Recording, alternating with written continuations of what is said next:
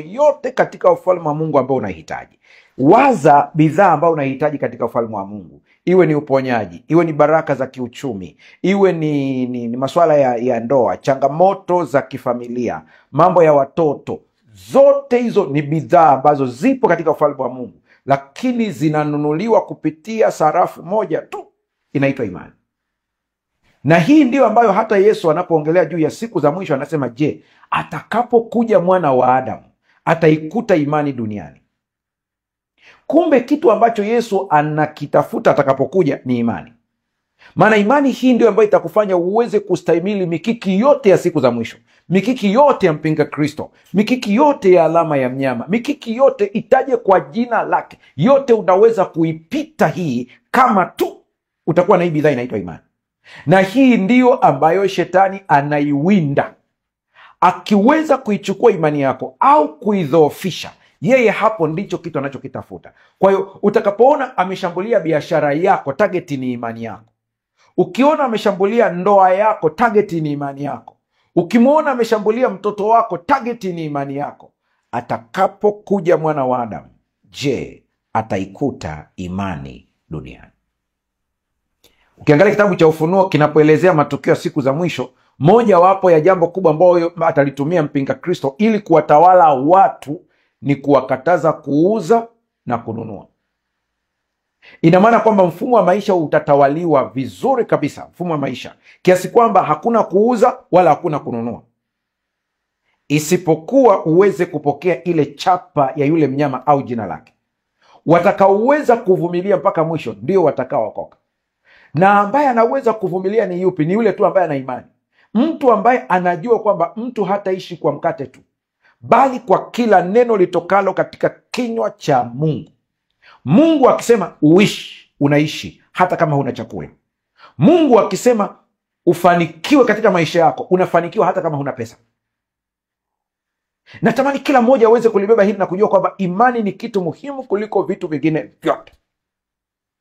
Atakapokuja mwana wa Adamu, ataikuta imani duniani? Hili ndilo swali la kujiuliza. Kwa imani hii, mashujaa wote ambao tunawafahamu katika Biblia, kwa kutumia hii imani, leo wanaitwa mashujaa. Kwa muda wako soma kitabu cha Waebrania sura ya 11, ambapo ndipo kuna definition ya imani. Kwenye kipindi kilichopita nilielezea vizuri kabisa, tukaangalia Biblia ile ya Kiswahili cha kisasa, tukaangalia Amplified Bible, kile kipindi cha mwanzo wakati tunaanza kabisa definition ya imani. Leo sitaiongelea humo, lakini katika sura 11 ya kitabu cha Waebrania unakuta kwamba ameelezea vizuri wale mashujaa wa imani na mambo yao yaliyotokea. Anasema walizima moto. Kwa hiyo ukiona Shadraka, Meshaki na Abednego wanaingia katika tanuru la moto na moto hawaunguzi, ilikuwa ni imani. Angalia mazungumzo yao ya kwanza wanapoongea na Nebukadneza. Wanamwambia Nebukadneza wazi kabisa, inapokuja hoja ya ibada kwa Mungu hatuna mjadala. Lakini wanajua kwamba Mungu anaweza akatenda tofauti na ulivyotarajia, na haina maana ya kwamba hajakujibu, ila amekujibu kwa usahihi zaidi kuliko macho yako yanavyoweza kuona. Itafakari hiyo vizuri. Ndio maana wanasema hivi, Mungu tunayemtumikia aweza kutuokoa, lakini hata kama hatatuokoa, hatuwezi kuabudu Mungu mwingine. Kwa maana nyingine, wa jamaa walikuwa wanamjua Mungu vizuri, wanamwamini Mungu kwa ukweli wake, wanaamini Mungu ni mtendaji hata kama hajatenda kama walivyokuwa wanatarajia, lakini anabaki kuwa Mungu. Kwa sababu gani? Mungu ni mwaminifu na ni mkweli. Kwa ukimuona hajajibu kama ulivyotaka, sio kwamba amekugomea, ila ana kitu bora zaidi kuliko akili yako inavyoweza kufikiri. Mungu atusaidie tuweze kulimeza hili na likaweze kuleta matokeo katika maisha yetu. Hiki ndicho ambacho kila mtoto wa Mungu anapaswa kukielewa katika maisha. Hatumwamini Mungu na kumshangilia na kumsifia pale tu anapojibu kama tunavyotaka, ila tutamwamini Mungu, tutamshangilia na kumsifia hata kama pale ambapo amejibu tofauti na matarajio yangu, kwa sababu siku zote nia yake kwangu ni nzuri zaidi. Unamwambia daktari, nahitaji unipe kidonge. Daktari anakuambia kwa idadi ya bakteria walioko mwilini mwako inabidi utumie sindano, na wewe ni mwoga wa sindano, unabishana na daktari. Daktari anakuambia lazima upate sindano. Daktari anajua kuliko wewe, anajua aina ya wadudu walioko mwilini mwako kuliko wewe. na anajua hii dawa inafanya kazi kiasi gani. Wengi walipata madhara kwa sababu ya kubishana na kile ambacho mtaalamu anakisema. Vivyo hivyo, ukiona Mungu ametenda tofauti na ulivyokuwa umetarajia, wala usiwe na wasiwasi. Mungu atabaki kuwa Mungu siku zote. Haleluya! Hauwezi nafasi yake kuchukuliwa na mwingine. Kwa imani hiyo, moto ulizimwa. Kuna saa Mungu hatazuia moto usitengenezwe kwa ajili yako. Kuna wakati Mungu hatazuia usifukuzwe kazi, ataruhusu ufukuzwe kazi, lakini atahakikisha unaishi vizuri. Kwa kuna mtu mwingine amemwomba Mungu, nisifukuzwe kazi, mpaka anaona na barua ya kufukuzwa kazi iko mezani. Anajiuliza, hivi Mungu amejibuje? Kumbe Mungu yeye ameamua ya kwamba ataruhusu wakuchongee kama Daniel, na kesi ipitishwe na uingizwe kwenye tundu la simba, ila simba wasikung'ate wala kutafuna. Huyu ndiye Mungu tuliye naye. Imani ina umuhimu mkubwa sana.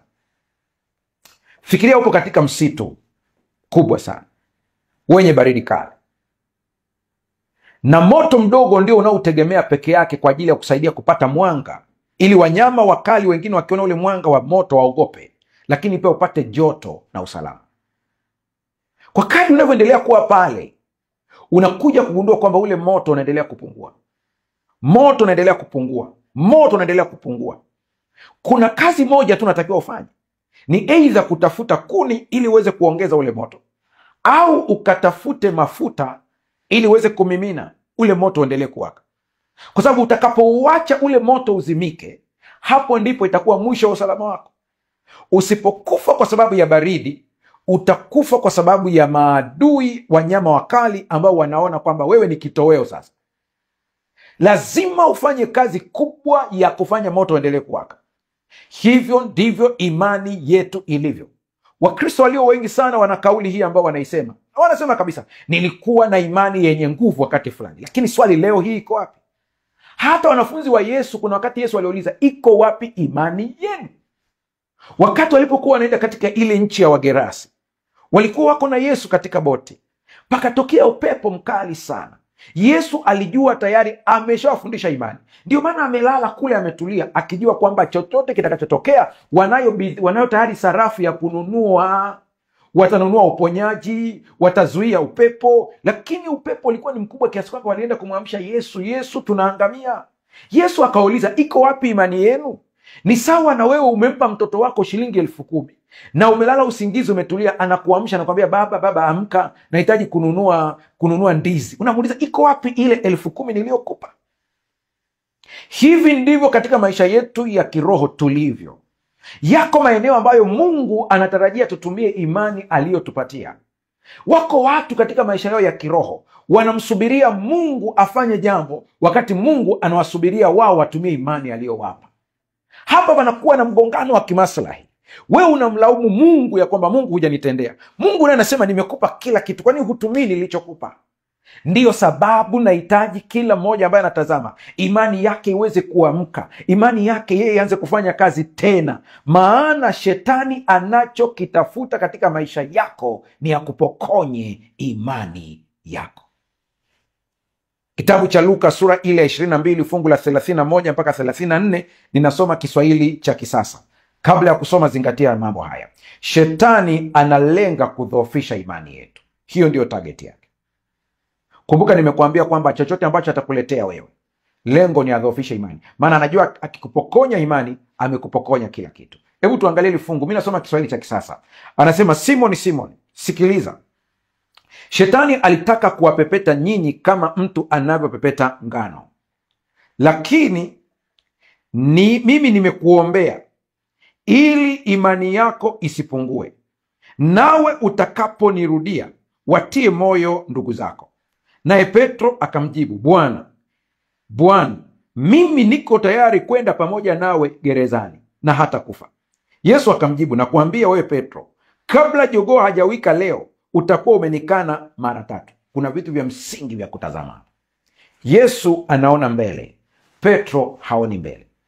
Ndiyo sababu siku zote ninawaambieni watoto wa Mungu, mtumaini Mungu hata kama anakuingiza vichakani. Maana wewe unaona ni vichaka, lakini kwake ni silaha za kumzuia adui asiwafuatilie. Acha Mungu akuongoze vile anavyotaka yeye. Sasa anaona mbele, anamwambia Petro, Simoni, Simoni, sikiliza. Angalia vizuri hapa. Hajamwambia Petro. Hajatumia jina Petro. Ametumia jina Simoni. Unapomwona Yesu anaongea, lazima uangalie sentensi zake na matumizi ya majina. Sehemu nyingine anamwambia wewe ni Petro, lakini hapa anamtumia neno Simon. Hata mimi nikikatiza mtaani, kuna majina nikiyasikia, nikisikia mtu ananiita, najua huyu mtu ananifahamu ukubwani. Lakini kuna majina ambayo nikisikia mtu akiniita, najua huyu ananijua tangu utoto. Kwa hiyo kila mmoja ana majina yake, ukiyasikia unajua kabisa huyu ananifahamu utotoni. Kila mmoja ana majina ambayo unasikia tunajua huyu ananifahamu tangu utoto huyu. Unapomsikia Yesu anapotaja Simoni, Simoni, sikiliza. Anaongea sio sehemu ya jiwe. Unajua Petro jiwe, Petro maana yake ni jiwe, Petra ni jiwe. Haongei sehemu ya uimara wake kama jiwe. Anaongea sehemu ya udhaifu wake kama Simoni. Anahitaji kumwambia Simoni, kuna kitu ukioni la mimi nakiona. Nakupa tahadhari mapema. Kuna mpango mkakati ambao shetani ameuweka ili awapepete ninyi kama ngano. Ngano inayopepetwa inarukaruka. Sikiliza unayenitazama. Shetani ana mkakati wa kukupepeta wewe kama ngano. Na anakupepetaje? Anakuletea changamoto. Anakuletea mgogoro wa mume wako. Anakuletea mgogoro wa mkwe wako. Anakuletea mgogoro wa mashemeji, mgogoro wa mawifi. Anakuletea mgogoro wa mke, mgogoro wa mume. Ukiona mke amekuwa ni mchungu ndani ya nyumba, anakupa msongo, stress, ndiyo mpepeto wenyewe. Shetani ameamua kumtumia yeye akupepete. Lazima ushtuke. Hii kitu sio cha kawaida. Ukiona ametumia watoto, ni mpango wa shetani. Anatumia jirani. Anaweza akatumia mfanyakazi mwenzako pale kazini. Anaweza akatumia biashara yako. Anaweza akatumia chochote. Yesu anasema kabla hajafanya hayo mambo kwako, mimi niliona kabla. Ndio maana anasema rudi kwa Kristo, mwambie mambo yako, maana yeye aliona kabla. Lengo lake ni hilo tu. Anasema Simoni, shetani anataka kuwapepeta nyinyi kama ngano. Kama mtu anavyopepeta ngano, lakini mimi nimekuombea wewe ili imani yako isipungue. Stop hapo kidogo. Kumbe vitu vinavyosababisha imani ipungue kiwango ni changamoto za maisha. Ndio maana Yesu akasema, angalieni msije mkalemewa na masumbufu ya dunia hii, kiasi kwamba ile siku ikawajia ghafla. Piga picha juu ya mtu ambaye alikuwa ni mzima na nguvu zake. Anafanya kazi, anaingiza fedha. Leo ni mgonjwa kitandani miaka 15. Nini kinadhoofika hapa? Ni imani yake. Ameomba, ameombewa. Amefanya ibada kwa kadri anavyojua, hata kutoa sadaka, lakini shida iko pale pale. Huyu mtu wa namna hii, huyu kama hata dumu katika imani, imani inaingia katika mashaka. Unajua, kwa hii huduma yangu ambayo nakutana na watu wengi, nimejifunza mambo yafuatayo. Sitaki kuwa mhukumu wa mtu na kumwambia mtu kwa nini ulifanya hivi. Kazi yangu ni kumsaidia na kumuonyesha njia sahihi. Maana huwezi kujua mtu alipitia nini hadi akafanya hicho kitu alichokifanya. Na usije ukajidai kwamba wewe uko sawasawa sana, maana huenda ungepitia jaribu kama la kwake, ungeenda hatua nyingi zaidi kuliko. Wanakuja watu ninaongea nao, mtu anaadmit kabisa, nakwambia nimeenda kwa mganga, nimefanya ABCD, nina mambo haya na haya na haya. Kazi yangu sio kumlaumu. Mbona ulimwacha Mungu ukaenda kwa waganga, ukaenda kupiga ramli, ukachanjwa chale, ukachimbia nyumba yako mazindiko? Kazi yangu sio kumlaumu, maana jaribu lake sio jaribu langu. Mimi siwezi kujaribiwa kwa upande wa uganga, maana shetani anajua kabisa hapo hanipati. Kila mtu hujaribiwa na tamaa yake mwenyewe. Kila mmoja ana area yake. Huyu mtu amekuja kwa Kristo Yesu. Kazi yangu ni kumuonyesha Yesu. Kazi yangu ni kumuonyesha tumaini. Siwezi kuwa upande wa shetani na kuanza kuwa mhukumu.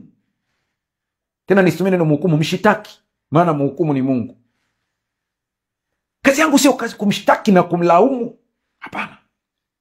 Ndio maana hata wakati mwingine nikiongea na viongozi wa kanisa, wazee wa kanisa, baadhi ya wachungaji wanawaambia, ukiona muumini amekuja ana changamoto yoyote, kazi yako ni moja tu, ni kumwonyesha msalaba wa Kalvari aishi. Sio kazi yako kumlaumu, mbona ulifanya hivi, kwa nini ulienda. Ameshajua makosa, ndio maana amekuja natafuta msaada. Alipitia wakati wa pepeto. Wakati huu kuna watu imani zao zinakaushwa kabisa. Usiendelee kumkausha, muonyeshe Kristo Yesu aishi. Mtazame Yesu ukaishi. Kuna kitu kizuri nimekiona kwenye ile andiko, anasema nimekuombea ili imani yako isipungue. Rafiki yangu unanitazama leo, mimi sijui ya kwamba unapitia kitu gani katika maisha yako, lakini kitendo cha wewe kuweza kutazama kipindi cha leo sio bahati mbaya. Mungu ana makusudi na maisha yako, na leo Mungu ana makusudi ya kwamba wewe uweze kuokolewa. Mungu ana makusudi ya kwamba wewe imani yako isitindike. Mimi sijui ulioyapitia na wala sijui yaliyoko mbele, ila Mungu anayajua. Nami nataka nikuambie leo, kwa jina la Yesu Kristo, Mungu akushikilie, imani yako isitindike, imani yako isipungue, imani yako isirudi nyuma. Ndio umepoteza mali nyingi, ndio umepoteza watoto, ndio wanakuita mgumba kwa sababu huna watoto. Nataka nikuambie, huyu Mungu tunayemtumikia alimsaidia Sara akapata watoto, alimsaidia Hana akapata watoto. Huyu ndiye Mungu tunayemtumikia, anakwenda kuzalisha kitu kipya katika maisha yako. Usimwache Mungu hata kama unapitia ugumu kiasi gani. Shikilia hapo. Wokovu u mlangoni. Nimekuombea wewe ili imani yako isitindike. Kwenye kitabu kinaitwa Prayer, ukurasa wa 53 paragrafu ya 4, na cha Evangelism ukurasa wa 489, kuna maneno yafuatayo napenda kuyanukuu. Yasikilize kwa makini sana. Mwandishi anasema, ninaogopa kwamba hakuna ile imani inayohitajika ipasavyo. Je, hatupaswi kujizatiti dhidi ya kuvunjika moyo na majaribu yanayotaka kutukatisha tamaa? Nirudie tena hii sentence. Ninaogopa kwamba hakuna ile imani inayohitajika ipasavyo. Je, hatupaswi kujizatiti dhidi ya kuvunjika moyo na majaribu yanayotaka kutukatisha tamaa? Question mark. Mungu ni mwenye rehema, na kwa furaha ya kweli ambayo husafisha, huinua na kuimarisha maisha, tunaweza kufanya kazi yenye msingi imara kwa ajili ya Mungu. Maombi na imani yatafanya mambo ya ajabu. Neno lazima liwe silaha yetu ya vita.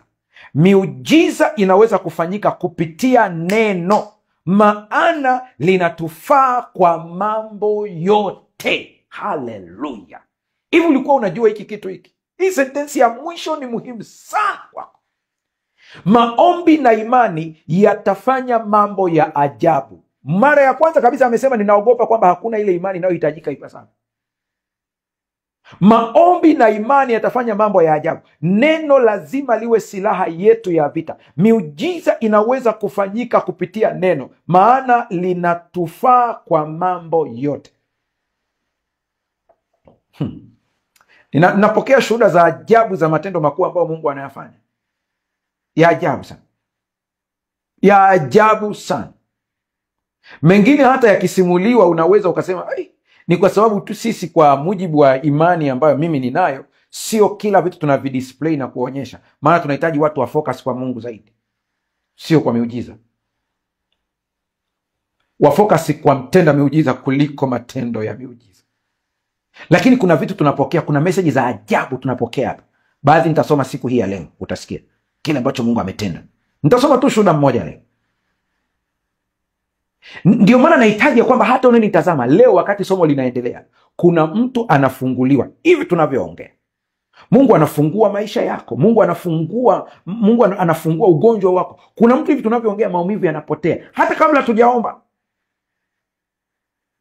Unapoamini hiki ambacho kinatendeka sasa hivi hapa, kinatendeka halisi katika maisha yako.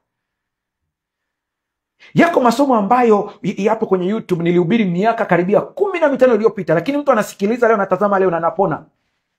Neno la Mungu halina umbali wala halina miaka. Ndio maana wewe ambaye unatazama kipindi cha leo, amini ya kwamba hivi tulivyo, Mungu yuko hapa.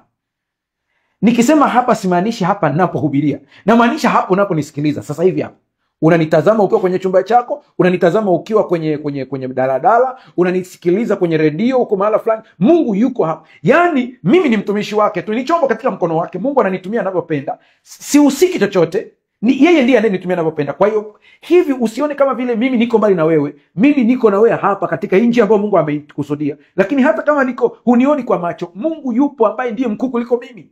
Anatenda kazi na anatenda sasa hivi. Kuna kitu kinatokea hapa. Nasubiria tu ushuhuda wako, uandike hapo kwenye comment kwa kile ambacho tayari Mungu anakufanyia sasa hivi. Yesu alijua kwamba Petro atajaribiwa sana.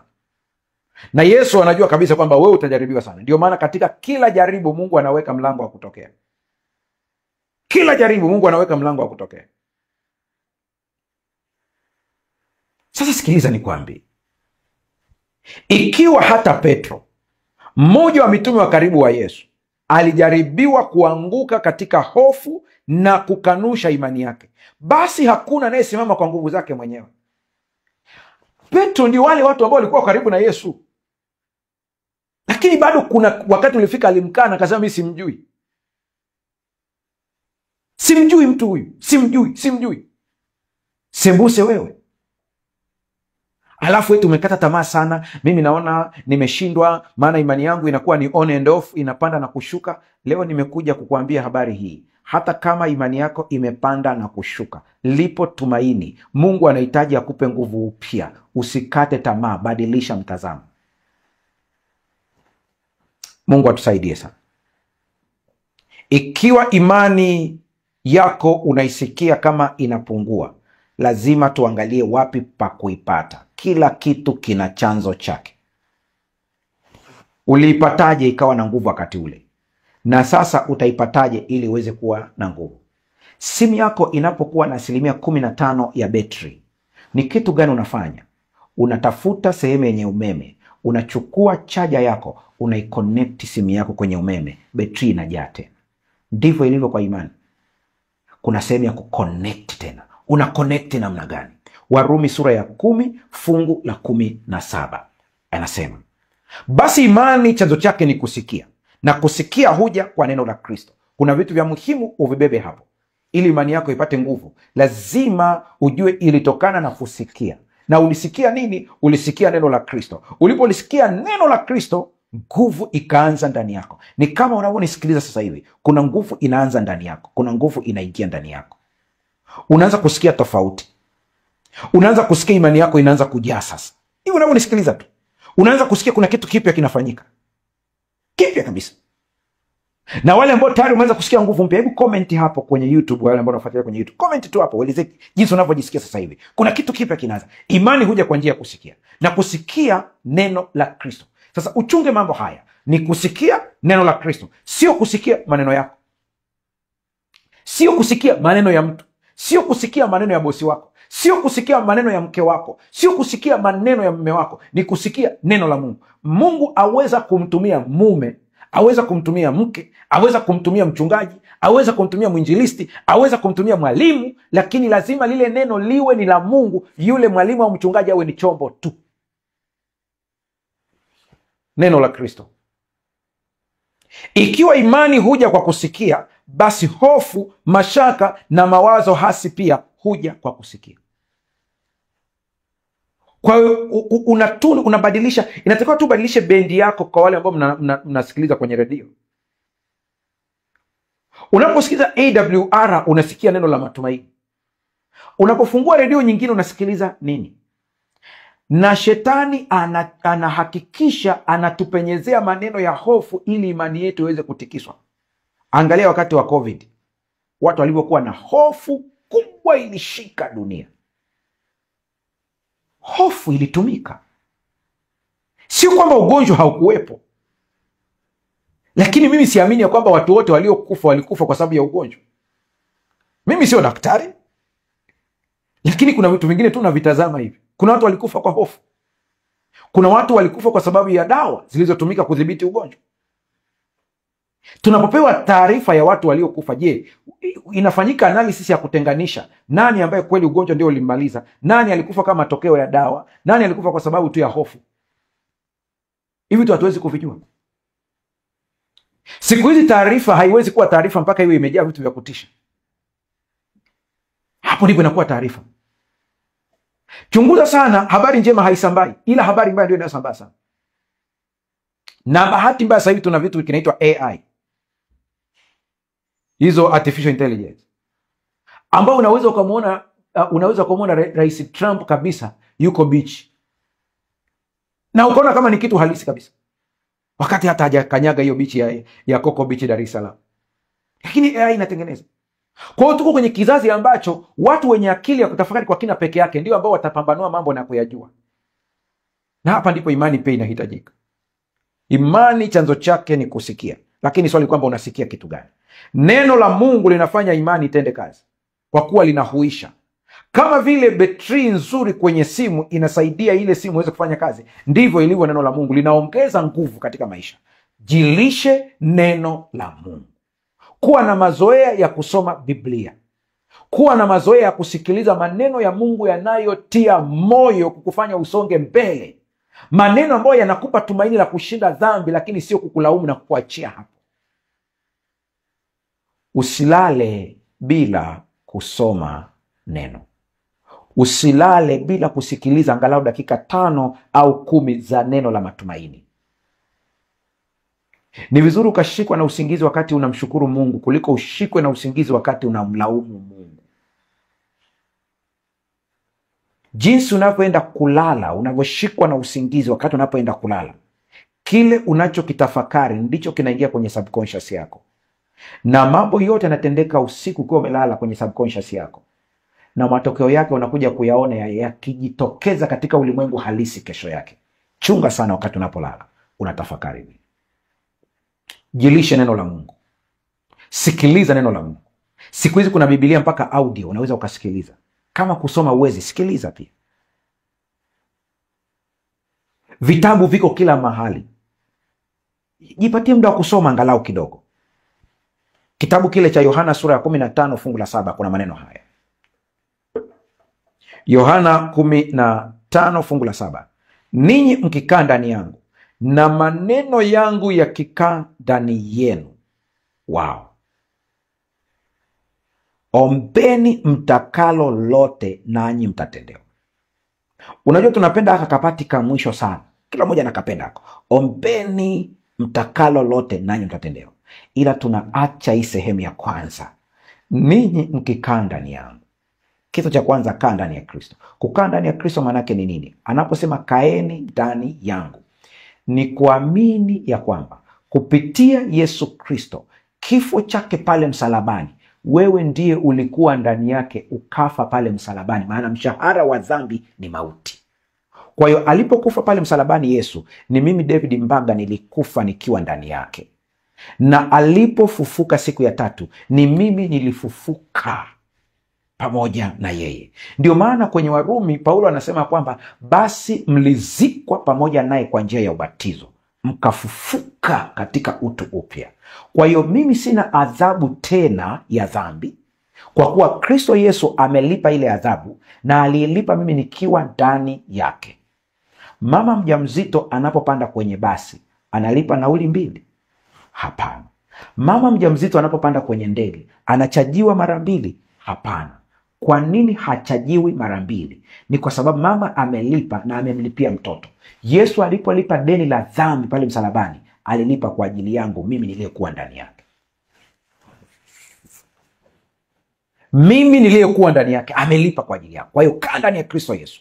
Kuwa na ujasiri wote ya kwamba chochote kilichofanyika msalabani kilitendeka kwa ajili yako. Laana zimefutwa, iwe ni za ukoo, iwe ni mtu aliyekulaani, zote zimefutwa kwa jina la Yesu Kristo. Uko huru. Ukishaamini hili sasa, cha pili ni nini? Anasema maneno yangu yakae ndani yenu. Jilishe neno la Mungu. Ukiwa ndani ya Kristo na maneno ya Kristo yakiwa ndani yako, ndipo utakapokitamka kinakwenda kuwepo. Ndipo anasema ombeni mtakalo lolote nanyi mtatendewa. Kwa lazima hivi vitu viwili vizingatiwe. Uwe ndani ya Kristo ili kila aina ya laana ya kuvunja torati, laana ya mababu, mikosi yote iishe. Pokea wokovu kwanza, ndio maana yake rahisi hiyo. Namba 2, jilishe neno la Mungu, ndio linakuwa kwenye sehemu yako ya maisha yako. Neno linapokuwa ndani yako ndipo utakachokitamka kinatokea. Watu wanajiuliza kwa nini kuna watu wakiomba wanajibiwa haraka. Ishu sio kwamba Mungu ana upendeleo. Ishu ni kwamba mtu huyu anajua namna ya kuactivate lile neno liweze kuwa halisi katika maisha. Binti moja ambaye anaitwa Sara alikumbwa na tatizo. Sara alikuwa ana kazi nzuri ambayo ndio alikuwa anaitegemea kwa ajili ya maisha yake ya kila siku. Sara ni mzazi anayelea peke yake, single parent. Ana watoto wake wanamzunguka, ndio wanamtegemea kwa kila kitu. Ghafla Sara akasimamishwa kazi. Ndugu, jamaa na marafiki waliomjua walimhurumia sana. Wafanyakazi wenzake pale kazini, wakati Sara anaondoka, walimtazama kwa huzuni. Zile huzuni za wafanyakazi na macho ya watu wa karibu waliokuwa wanamtazama wakimhurumia ziliongeza huzuni ya Sara, akijiona hana tumaini. Maisha yake yalikuwa ni magumu, watoto anamtegemea, ada ilipwe, hana cha kufanya. Yeye ni mzazi peke yake anayelea peke yake, hana mume, watoto ni kadhaa wako hapo nyumbani. Sara alimlilia Mungu. Ndipo siku moja Sara akakumbuka maneno haya: imani huja kwa kusikia na kusikia neno la Kristo. Sara akaangukia kwenye fungu la Wafilipi sura ya 4 fungu la 19 wakati akiwa na msongo wa mawazo. Hili ndilo fungu ambalo alilisoma. Hebu tuliangalie pamoja leo. Basi Mungu wangu kwa utajiri wake mkuu kwa njia ya Kristo atawapeni mahitaji yenu yote. Sara akaliamini hili neno.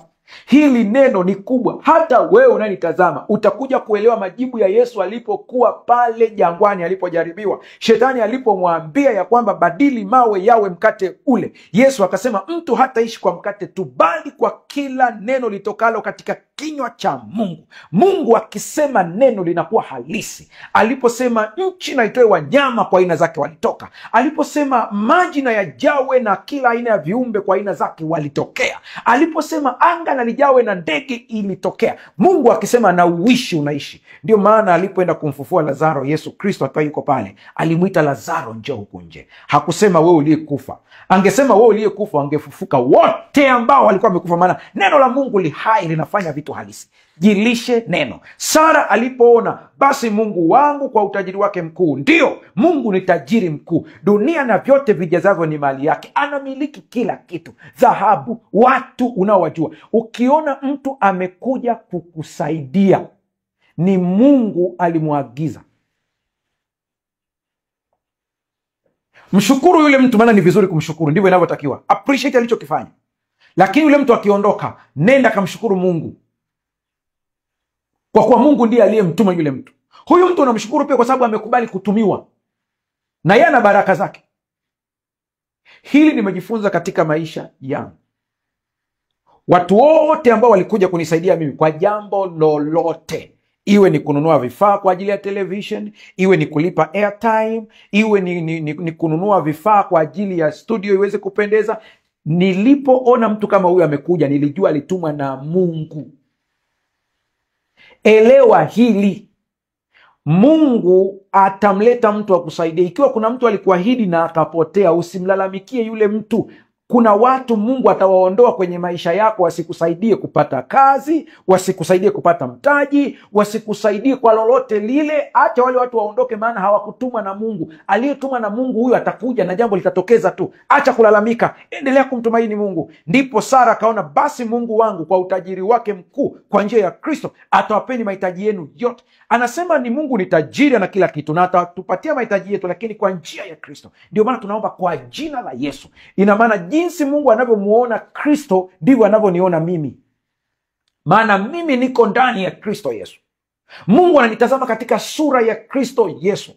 Ninajua una dhambi unanitazama, ninajua una hatia, lakini hebu leo badilisha mtazamo. Usione kwamba Mungu anakuona kwa machafu yako, ila Mungu anakuona kwa vazi la haki ya Kristo ambalo Kristo amekuvalisha.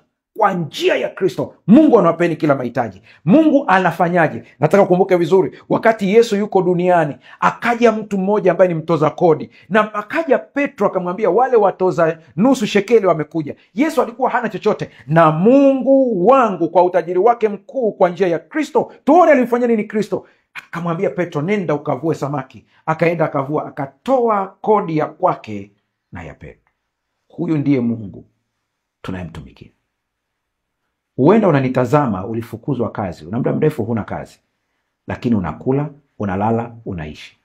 Japo wewe unaona hayo maisha kama ni shida, ni mtazamo wako, lakini ujue kwamba Mungu ana control maisha yako. Kuna mtu unanitazama kwa sababu ya ugumu wa uchumi, uliwatoa watoto wako katika shule nzuri ukapeleka shule za kawaida, wala usilaumu. Nataka uangalie viongozi wakubwa wa serikali waliopo sasa hivi wanaoongoza nchi, taifa la Tanzania na nchi nyingine. Nenda ukaangalie shule walizosoma. Walisoma shule za kawaida. Kwa hiyo usilalamike. Tatizo ni mtazamo wako, ila Mungu ana makusudi mazuri na mtoto wako. Kabisa. Mimi mwenyewe ninayeongea na wewe, nimesoma shule ambayo ni ya kawaida. Tulikuwa tunaenda shule na tulikuwa hatujavaa viatu. Hizi ndala ambazo mnatumia kwenda kuogea, si tulikuwa tunavaa za hizo unaenda shule nazo hizo. Nilibahatika nikawa na viatu, maana baba yangu ni fundi viatu, kwa hiyo nikawa na viatu na mimi navaa viatu, lakini baadaye vilikuja kutoboka huku pembeni, lakini at least nina viatu. Na mimi nikula tu liniangukia kwa sababu nimezaliwa na mzazi mshona viatu. Madawati yetu mnajua tulioyasomea yale madawati vizuri kabisa.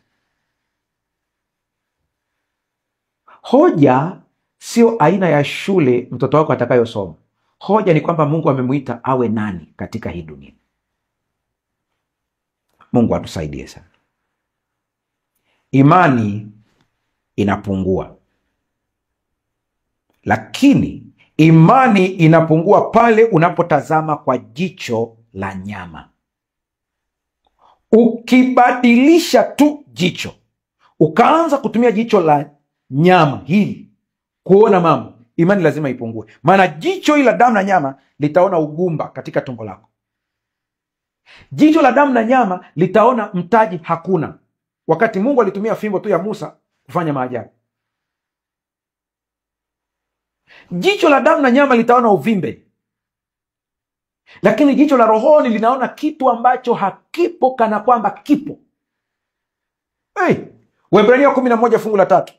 Kwa imani tunafahamu kwamba ulimwengu uliumbwa kwa neno la Mungu, hata vitu vinavyoonekana havikutokana na vitu vinavyoonekana. Kwa ukiona kitu kimeonekana ni kwa sababu kilionekana kwenye roho kabla hakijaonekana kwenye mwili. Ukiona uponyaji umekamilika ni kwa sababu ulionekana katika roho ukiwa tayari umepona kabla haujajidhihirisha katika mwili. Imani yako inakosa nguvu pale unapohama na kutumia jicho la damu na nyama. Swali liko hili: je, tunalisikia neno la Mungu na kuliamini? Au je, tunasikia neno la Mungu lakini hatuliamini? Unatambua Mungu amekuahidi nini? Kwenye kitabu changu kipya cha ahadi za Mungu kwangu, nimeeleza namna ambavyo unaweza kudai ahadi moja moja kulingana na mazingira uliopo, na utumie nini kuactivate hicho kitu ili kiweze kutokea. Zipo ahadi nyingi sana, zipo. Unajua Sara baada ya kuitumia ile ahadi ambayo iko pale kwenye kitabu cha Wafilipi 4, baada ya muda Sara akapata kazi mpya na maisha yake yakaenda vizuri kabisa kuliko hata pale mwanzo. Huyu ndiye Mungu tunayemtumikia. Unaposikia neno, liingize kwenye vitendo. Sara alianza kushangilia na kufurahi kabla hajaona kazi, akimshukuru Mungu amempa kazi mpya wakati hata kazi hajaipata. Mathayo 7:26 Biblia inasema, basi kila asikiaye maneno yangu haya na asiyafanye atafananishwa na mtu mpumbavu aliyejenga nyumba yake juu ya mchanga. Kumbe mtu ambaye anasikia maneno ya Mungu na kuyaingiza kwenye vitendo, imani yake inakuwa imara. Dhoruba zinapokuja, upepo unapovuma, nyumba yake haiwezi kutetereka, maana yuko pale pale. Hey, sikiliza hapa. Hajasema dhoruba haitakuja, hajasema mvua haitakuja, hajasema mafuriko hayatakuja. Usije ukachanganya mafaili hapa. Mungu hajaahidi haya, ila ameahidi nyumba yako haitatetereka, maana imejengwa juu ya mwamba. Kwa unapoona changamoto zinakuja za maisha, haina maana Mungu amekuacha. Unapoona changamoto za maisha zinakuja kwenye maisha yako, unapoona migogoro imeibuka, haina maana Mungu amekuacha, ila ndio wakati wa kutumia imani kudhibiti mikiki ambayo imekuja. Mungu na akutoe katika mkiki unaopitia leo kwa jina la Yesu. Kuna tofauti kati ya kusikia na kuamini kwa matendo. Tofauti kubwa sana. Kusikia tu neno maana yake ni nini? Kusikia tu kunaweza kumaanisha kuwa mtu anajua ahadi za Mungu lakini hana uhakika nazo. Ili ahadi ya Mungu iweze kuwa halisi kwako, lazima uione kuwa ni ya kwako wewe. Kwa kuanzia leo unaposoma ahadi ya Mungu yoyote, sema hii ni ya kwangu, amini ya kwamba ni ya kwako. Ni ya kwangu mimi. Ahadi hii ni ya kwangu mimi. Kuna sehemu unafanya biashara hupati faida, zinapotea. Ipo ahadi kwa ajili ya jambo hilo. Biblia inasema hata tokea mnyama atakaye haribu mimba kwenu. Ipo hiyo ahadi. Hii ni nini? Hii ni wale watu ambao unafanya dili zina abort. Unafanya mkakati wa kibiashara, kabla haujafikia ile dili kamilike, umepotea. Unaahidiwa jambo, kabla halijakamilika, chapu wale watu wanapotea. Unatakiwa uingie kwenye Biblia, kwenye Torati, uangalie ile ahadi ambayo inasema ya kwamba hata tokea ambaye ataharibu mimba kwenu. Vipi juu ya mtu ambaye hapati faida? Hayatatokea mapooza tena. Hii ahadi ipo. Lengo langu kubwa la kuandika hivi vitabu ni kwa sababu najua siwezi kuwafikia watu wote na kuwafundisha. Lakini unaposoma ndipo unaanza kuelewa na unaitumia kwenye maisha yako mwenyewe. Unaona matokeo yake. Sikiliza. Kusikia tu kunaweza kumaanisha kuwa mtu anajua ahadi za Mungu lakini hana uhakika nazo. Kusikia na kutenda kwa imani ndiyo imani halisi inayoweza kuleta matokeo. Waisraeli waliona Mungu akiwatoa Misri, lakini walipopata shida jangwani walianza kunung'unika badala ya kumtumainia Mungu. Walimsikia Mungu lakini hawakumwamini kikamilifu. Hiyo ndio tatizo. Unaweza kumsikia Mungu lakini usimwamini kikamilifu. Kwenye kitabu kinaitwa Steps to Christ au Njia Salama, au kwa lugha nyingine Hatua kwa Kristo, ukurasa 54, ile paragrafu ya 2, kuna maneno haya, naomba uyasikilize kwa makini sana. Kwa kuwa ahadi nyingi za thamani kutoka katika Biblia ziko mbele yako, je, unaweza kutoa nafasi kwa mashaka? Kumbe ni wewe mwenyewe ndiye unayeyafungulia mashaka. Anakuambia hivi, hizi ahadi zote ambazo zipo kwenye Biblia juu yako, hivi kweli unaweza ukatoa nafasi kwa mashaka kwa hizo ahadi? Maana ahadi kwa kila kitu, katika kila kitu cha maisha yako zipo kwenye Biblia. Sikia. Je, unaweza kuamini kwamba wakati mwenye dhambi maskini anatamani kurudi, anatamani kuacha dhambi zake, Bwana anamzuia kwa ukali asije katika miguu yake kwa toba? Hivi unaweza ukafikiria kitu kama hicho? Wewe mwenye dhambi ambaye unatamani kurudi kwa Kristo, lakini unajiona ni mwenye dhambi kiasi kwamba hata kanisani siku hizi huendi. Eti unaogopa kwenda kanisani kwa sababu wewe ni mlevi. Unaogopa kwenda kanisani kwa sababu wewe una dhambi. Mungu anakuhitaji ili aweze kukutengeneza. Sikia maneno haya. Ondoa mawazo hayo kabisa. Hakuna kitu kinachoweza kuumiza nafsi yako zaidi kuliko kuwa na dhana hiyo potofu juu ya Baba yetu aliye mbinguni. Sikiliza nikwambie hapa. Mungu anachukia dhambi lakini anakupenda wewe. Hebu rejea leo kwa Bwana. Anasema neno haya.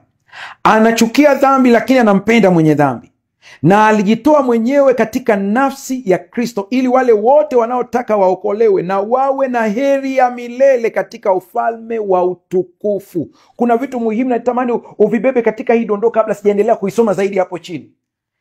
Mungu anachukia dhambi kiasi kwamba alijitoa yeye mwenyewe kupitia Yesu Kristo. Yaani kitendo cha Yesu Kristo kufa pale msalabani ni dalili tosha ya kwamba Mungu anakupenda. Yaani ukisikia kwa maana jinsi hii Mungu aliupenda ulimwengu hata akamtoa mwanawe pekee ili kila anayemwamini asipotee bali awe na uzima wa milele, ni lugha ya kibinadamu kutufanya tuelewe gharama ya Mungu aliyolipa. Ni kana kwamba Mungu anahitaji kusema hivi, kama kungelikuwa na mzazi ambaye ana mtoto mmoja pekee na akaambiwa huyu amtoe mtoto wake kwa ajili ya rafiki yake, asingefanya hivi.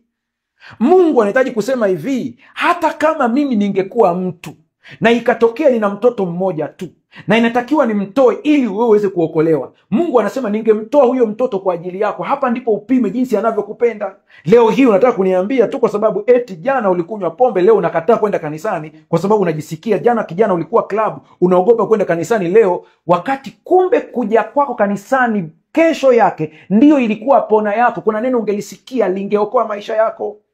Mungu anakupenda. Mungu anakupenda. Sikia lugha nyingine ya upendo hii inayotajwa hapa ili iweze kuactivate, iweze kuifanya imani yako iweze kuwa na nguvu. Sikia lugha hii nyingine ambayo inatajwa hapa tena kwenye kitabu kile kile ukurasa 54 paragrafu ya pili. Hii lugha nataka uisikilize vizuri. Je, ni lugha gani yenye nguvu au ya upendo zaidi ambayo ingeweza kutumika kuliko ile aliyochagua ili kuonyesha upendo wake kwetu? Anatamka, je, mwanamke aweza kumsahau mtoto wake anyonyaye, asimhurumie mwana wa tumbo lake? Naam, hawa waweza kusahau, lakini mimi sitakusahau kamwe. Amenukuu tu ile Isaya 49 fungu la 15. Ni mara ngapi tumeona watu wazima kabisa wamezaa watoto wao na kuwatupa kwenye mifuko ya plastiki? Ni mara ngapi tumeona mzazi ametelekeza watoto? Kiukweli mara nyingi sana ni ngumu kwa mama kutelekeza watoto. Wanaume huwa wanatelekeza, wanakimbia, lakini mara chache kuona wanawake wanafanya hivi. Ila hapa Mungu mwenyewe anasema huwa wanawatelekeza, ila mimi siwezi kutelekeza wewe. Unapendwa kiasi kwamba Mungu hawezi kukuacha. Unaposikia kauli Mungu kufanyika mwili, ambayo ina utata mkubwa sana katika ulimwengu wa theolojia, Waislamu wanakuambia hicho kitu hakiwezekani, Wayahudi wanasema hicho kitu hakiwezekani, Wakristo wanasema Mungu alifanyika mwili. Mimi nasema hivi, zote hizo incarnation, mwana Mungu wa pekee, ni lugha ambayo inatumika kutufanya sisi tuelewe, lakini hatuna lugha nzuri ya kuelewa mambo ya Mungu. Kwa Mungu anaitumia hiyo tu kutufanya sisi tuweze kuelewa. Lakini hebu tuiangalie tena kidogo. Mungu kufanyika mwili maana yake ni nini? Mungu anahitaji kukuambia, ninakupenda kiasi kwamba kama itanigharimu mimi kubadilika niwe mtu ili tu nikuokoe, niko tayari.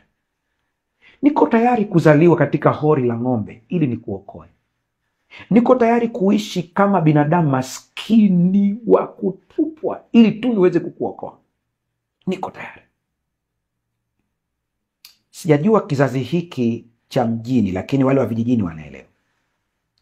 Kule mjini, vijijini kwetu, tulikuwa tunatumia vyoo vya kawaida vya mashimo, na tulikuwa tunapanga juu miti au magogo au mbao, na panaachwa kashimo kadogo tu ambako ndio pale kinyesi kinaingia. Siku moja mtoto wa miaka 9 alienda chooni, na wakati yuko pale, lile shimo lilikuwa ni kubwa kidogo. Akajisaidia, na alipomaliza akateleza, akatumbukia ndani ya choo. Kinyesi cheusi kimejaa mafinyofinyo, akatumbukia pale. Bahati nzuri, wakati ametumbukia alipiga kelele wakati anashuka. Kumbuka ni shimo. Kwa hiyo alivyokanyaga pale, kadri muda unavyoenda alikuwa anadidimia kwenda chini, lakini aliendelea kupiga kelele. Mtu mmoja akaja, akasikia ile sauti, akaingia kwenye kile choo, akachungulia, akaona kile kinyesi, na tayari mtoto yule anadidimia, kimefika hapa.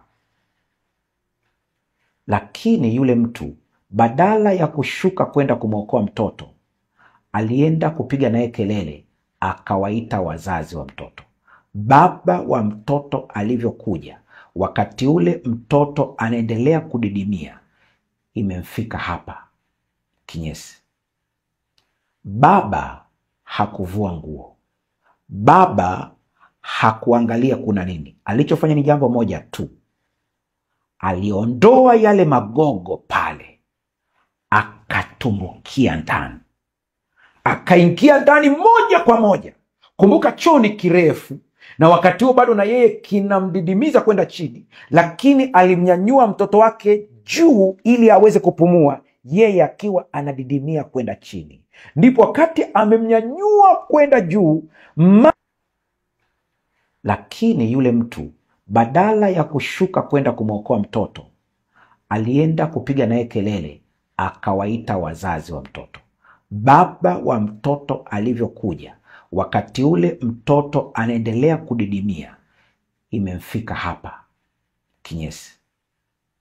Baba hakuvua nguo, baba hakuangalia kuna nini. Alichofanya ni jambo moja tu, aliondoa yale magogo pale, akatumbukia ndani, akaingia ndani moja kwa moja. Kumbuka choo ni kirefu, na wakati huo bado na yeye kinamdidimiza kwenda chini, lakini alimnyanyua mtoto wake juu ili aweze kupumua, yeye akiwa anadidimia kwenda chini. Ndipo wakati amemnyanyua kwenda juu, mama na yeye alikuwa ameenda kutafuta mti mkubwa, akashusha, akamwambia mtoto, shikilia hapo. Anamvuta mtoto kwenda juu. Wakati anavutwa kwenda juu, mtoto ametolewa nje, ni mchafu. Baba naye wakati ule alikuwa anadidimia kwenda chini, maana shimo lilikuwa ni refu na kinyesi kimejaa. Ndipo watu wakafanya mpango wa kumwokoa baba, lakini mtoto ametolewa. Baba alikuwa yuko tayari kutoa uhai wake kwa ajili ya mtoto wake. Sikiliza,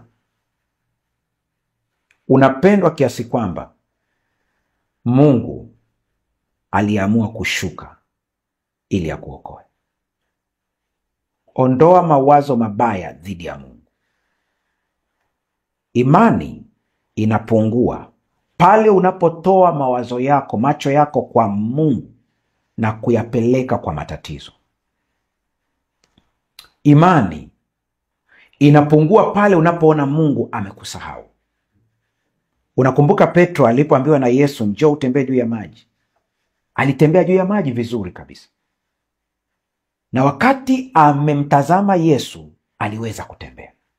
Wakati alipotoa macho yake tu akaanza kutazama upepo, alianza kuzama. Imani inapungua pale ambapo unapotoa macho yako kwa Yesu na kuyapeleka kwa matatizo yako. Hamisha macho yako kwa matatizo, mtazame Mwokozi. Kwenye kitabu kinaitwa Imani na Matendo, ukurasa wa 17, paragrafu ya 2. Kuto kuamini kunakotunzwa moyoni kuna nguvu ya uchawi. Mbegu za mashaka walizopanda zitazaa mavuno yao, lakini ni lazima waendelee kung'oa kila mzizi wa kuto kuamini.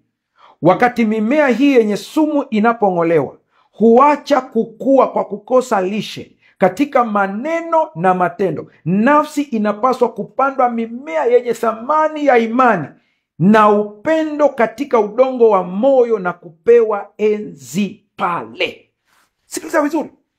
Kuto kuamini kulikotunzwa moyoni kuna nguvu ya uchawi. Usitafute mchawi. Mashaka yako, unajitilia mashaka kuhusu Mungu, hayo ndiyo yamekuloga biashara yako, yameloga ndoa yako, yameloga maisha yako, yameloga afya yako, yamekuletea mikosi. Muamini Mungu hata kama huoni vitu vinatendeka saa ile ile, hata kama huoni matokeo. Anasema kuto kuamini kunakotunzwa moyoni kuna nguvu ya uchawi. Hey, kitu kikubwa sana hiki. Mbegu za mashaka walizopanda zitazaa mavuno yao. Kwa hiyo kuna matokeo unayoona kwenye maisha ni matokeo ya mashaka ulioweka. Muamini Mungu. Neno la Mungu litakupa nguvu ya kwanza upya, lakini uvumilivu na muda ni mbolea. Mbolea nzuri ya imani ni uvumilivu na muda. Jipe muda. Sio kila kitu kitatokea saa ile ile. Watu wengi wanakata tamaa wasipoona matokeo saa ile ile. Marko 4:26 mpaka 27 anasema, Yesu akaendelea kusema, ufalme wa Mungu ni kama ifuatavyo. Mtu hupanda mbegu shambani, usiku hulala, mchana yu macho, na wakati huo mbegu zinaota na kukua, yeye hajui inavyofanyika. Unapoamini, mwachie Mungu. Hakuna mtu ambaye anapanda mbegu alafu kila siku anaenda kuchungulia, kila siku akiamka anaenda kuchungulia, kila siku anaenda kuchungulia. Huyo mtu tutasema ana shida ya akili. Unapomwambia Mungu amini ya kwamba anafanyia kazi jambo lako, ishu ya lini, njia ni ya kwake, sio ya kwako wewe, sio ya kwako. Kabla hatujafunga kipindi cha leo na kuingia kwenye maombi, nataka uondoke na mambo ya haraka yafuatayo. Utasahau mengi, lakini kumbuka haya. Chanzo cha imani ni kusikia, na lazima ujue vyanzo vya sauti za Mungu kusikiliza kwa haraka haraka. Namba 1, Biblia. Namba 2, Roho Mtakatifu anatuongoza na kutufundisha ndani ya moyo. Namba 3, wachungaji na walimu wa neno hutufundisha ukweli wa Biblia, ila sio kila mwalimu wa neno anafundisha ukweli wa Biblia. Soma Biblia wewe mwenyewe ili ujue kutofautisha kweli na uongo. Namba 4, mazungumzo ya imani na marafiki wa kiroho hututia moyo kwa neno la Mungu. Watu ulionao mnazungumza nini? Kazi yenu ni kusengenya watu. Fulani yuko hivi, leo imekuwa, msimuone yuko vile, na yeye yuko hivi, ana haya, na ushahidi huu hapa. Ndio story mnazopiga. Inakudrain imani yako. Hata kama kuna jambo lolote baya la mtu, hebu ongea zuri lake. Ukiongea mazuri ya mtu, utasikia na wewe imani yako inaanza kujaa. Ukiongea mabaya ya mtu, na imani yako inaanza kukaushwa. Ni principle rahisi, kanuni rahisi sana. Kwa hiyo anza kufikiria unaongea nini. Acha kujisemesha maneno mabaya. Ongea maneno mazuri. Hesabu baraka. Panga, angalau chukua kitabu chako, andika mambo ambayo Mungu amekutendea. Vyanzo vya sauti za shetani ni zipi? Mawazo, hofu na mashaka. Shetani hutufanya tuogope mambo yasiyotokea au tusiyoyajua mbele. Namba 2, maneno hasi ya watu. Kuna saa watu watakusemesha vitu, wanakuambia wewe hufai, huna chochote. Watu wanaweza kusema maneno yanayopunguza imani yako. Usiwasikilize, msikilize Mungu. Tamaduni za ulimwengu huu, kuna namna ambavyo ulimwengu umetafsiri mafanikio, na unajikuta hujafika hapo, unakuwa na msongo wa mawazo. Lakini taarifa mbaya zinatufanya tuogope. Rudi kwa Mungu. Rafiki yangu uliyeko hapa, hatua muhimu za kuchukua: andika orodha ya baraka na miujiza ambayo Mungu amekutendea. Weka kumbukumbu za maombi yako ambayo Mungu alikujibu. Shuhudia kwa wengine jinsi Mungu alivyokutendea. Jitenganisha, ujiondoe katika vyanzo vya mashaka. Tunapoenda kuomba sasa, mwishoni nitakuwa na tamko la imani au la ungamo. Jipange kutamka lile tamko. Lakini endelea kutuma maombi yako kupitia namba yetu inayopita hapo, 0755 932 283. Tuma maombi yako hapo. Tuma maombi yako. Tunapoingia kwenye kuomba sasa, kuna watu ambao hata hatujaomba Mungu ameanza kuwatendea tayari. Nataka nisome tu message zenu chache sasa hivi hapa. Chache tu. Kwa yale ambayo umeyatuma, alafu pia nitasoma na ushuhuda mmoja, alafu tutaingia kwenye maombi. Anasema, mchungaji, Bwana Yesu asifiwe. Mimi niko Dar es Salaam. Jina lake naliruka kwa sababu ya ujumbe wake. Nimepitia manyanyaso ya muda mrefu kwa familia yangu na ya mume wangu kwa sababu sijapata mtoto. Mniombee Mungu anitendee. Tutakuombea. Anasema, mchungaji, ninamshukuru Mungu, yule mtoto niliyetuma maombi mumuombee amepatikana. Huu ni ushuhuda wa pekee sana. Ushuhuda wa pekee sana. Huyu anasema hii story yake haifai kusoma hadharani, ninairuka kidogo. Mwingine kuna ushuhuda ambao nilikuwa nautafuta sana. Sikiliza ushuhuda huu. Anasema, mchungaji, Bwana Yesu asifiwe. Mimi nimeanza kufuatilia vipindi hivi mwaka jana. Tangu hapo sijakosa, labda mara chache sana. Nilipitia changamoto kubwa na mume wangu baada ya kuonekana ya kwamba siwezi kupata mtoto. Tulienda hospitali zipatazo 3 na majibu yalikuwa ni yale yale. Mume wangu hakukata tamaa, akashauri twende India. Tukaenda India, majibu yalikuwa ni yale yale. Tuliamua kumwachia Mungu. Siku moja, wakati unaendesha program ya maombi kwa njia ya television kupitia Hope Channel Tanzania, nilifuatilia kipindi. Ukaomba kwa ajili ya watu ambao wana changamoto ya uzazi. Nilishika tumbo langu kwa imani. Wakati unaomba, nilisikia moto mkali ukipita tumboni. Nikapoteza nguvu na kudondoka. Niliamka baadaye. Mume wangu alishikwa na hofu sana. Tulijaribu kukupigia simu lakini hatuja kupata. Ninaomba Mungu meseji hii uione. Nimeshaiona tayari. Mchungaji, ninamshangaa Mungu. Baada ya hapo nilishika ujauzito. Mtoto amezaliwa. Ninatamani siku ukiwa Dar es Salaam, popote nimlete umuone mtoto huyu wa miujiza. Wow. Huyu ndiye Mungu tunayemtumikia. Na huyu Mungu anakwenda kutenda kwa ajili yako pia. Imani yako isitikisike. Imani ikitikisika, rudi katika zile hatua. Soma neno, kuwa mtu wa maombi, nenda kanisani, usiache ibada, kuwa mtu wa kuimba nyimbo zenye matumaini. Mungu akuwezeshe. Tunakwenda kuomba sasa. Kabla ya kuomba, ni kuachie dakika moja ya kutaja mambo yako mbele za Bwana. Popote ulipo, mazingira uliopo, taja mahitaji yako sasa mbele za Bwana.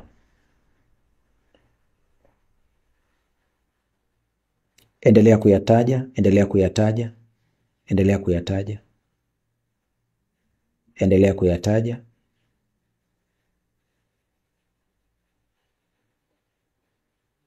Na wale ambao tayari Mungu amewatendea muujiza, endelea kuandika comment hapo. Tunakwenda kuomba sasa.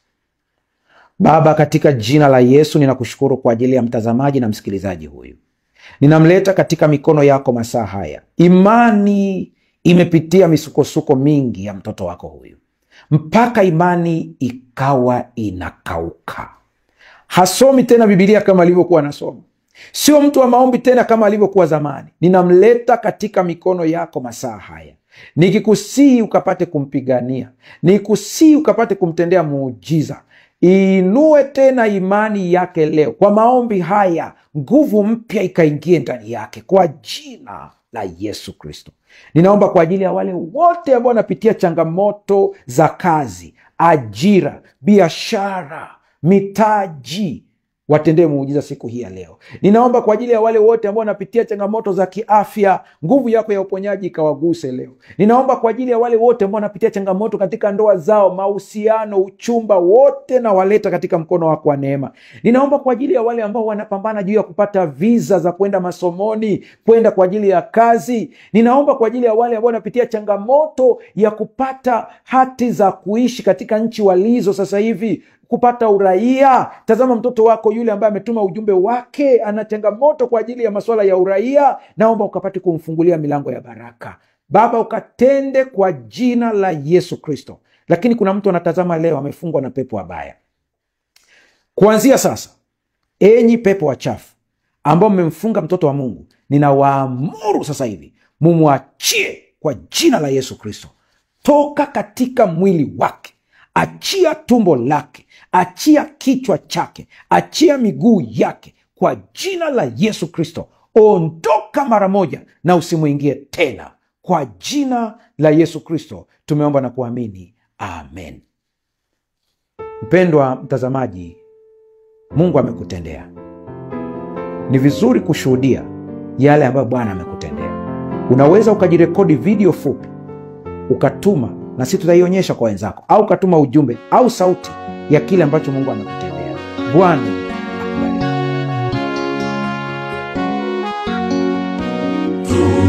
Tumesikia mbiu, Yesu okoa, utangazeni kote, Yesu okoa, tiini amri hiyo, nchini baharini